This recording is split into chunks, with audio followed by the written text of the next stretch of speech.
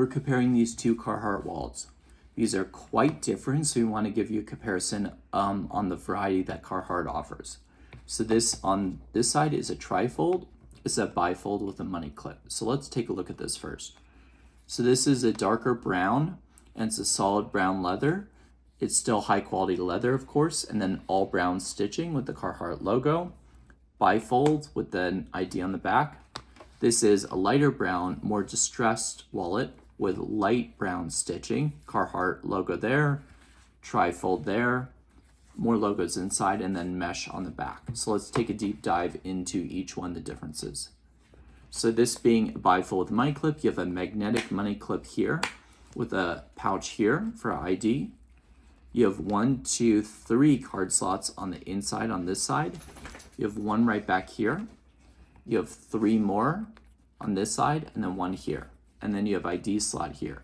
So in total, you have 1, 2, 3, 4, 5, 6, 7, 8, 9, 10 total spots you could put cards or IDs in this, plus you have the money clip on the outside.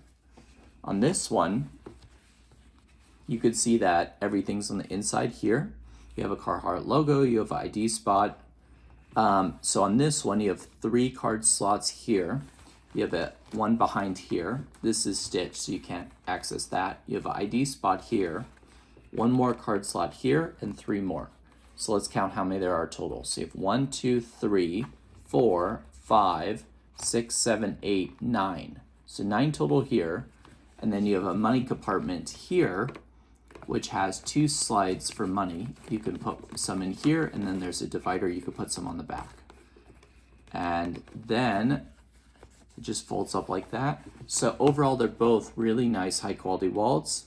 If you're looking for something that's slimmer, low profile, you might want this. If you're looking for something that will probably hold more things, you'll probably want this one. Both are great options.